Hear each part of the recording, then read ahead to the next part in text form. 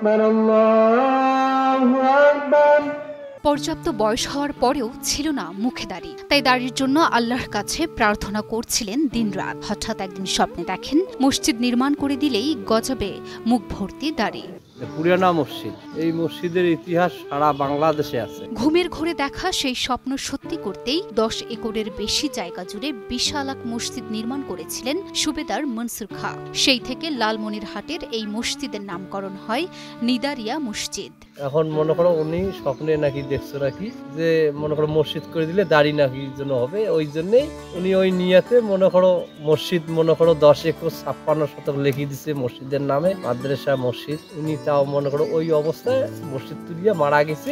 লালমনিরহাট সদর উপজেলার পঞ্চগ্রাম ইউনিয়নের নয়ারহাট গ্রামে অবস্থিত প্রাচীন প্রত্নতাত্ত্বিক নিদর্শন নিদারিয়া মসজিদ। প্রায় 10 একর 56 শতক জায়গা জুড়ে 1176 হিজরিতে মসজিদটি নির্মাণ করেন সুবেদার মনসুর খাঁ। বাপদাদাদের কাছ থেকে শুনেছি এটা একটা ঐতিহাসিক মসজিদ, এটা মোগল আমলে তৈরি কথা শুনেছি আমরা।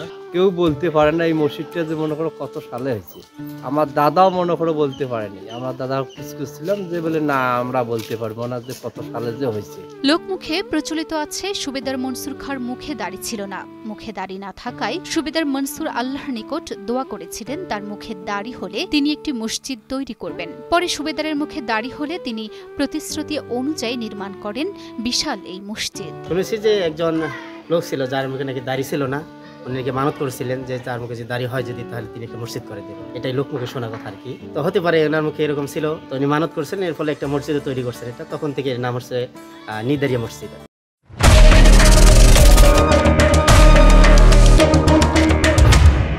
প্রাচীনকালে নিদর্শনগুলোর মধ্যে অন্যতম এই নিদারিয়া মসজিদ। ভারী ভারী দেয়াল, উঁচু গম্বুজ, কক্ষের ভেতরের সুন্দর পরিবেশ মসজিদটিকে রেখেছে আলাদা করে। নিদারিয়া মসজিদটি সবচেয়ে প্রবীণ ও বৃহত্তর মসজিদ বলেও প্রচলিত আছে।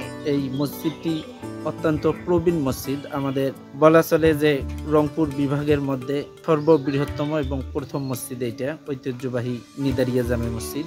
তো এখানে অনেক দূর দূরান্ত লোক দেখতে আসে আর কি, এলাকাবাসী এখানে নামাজ পড়তে আসে।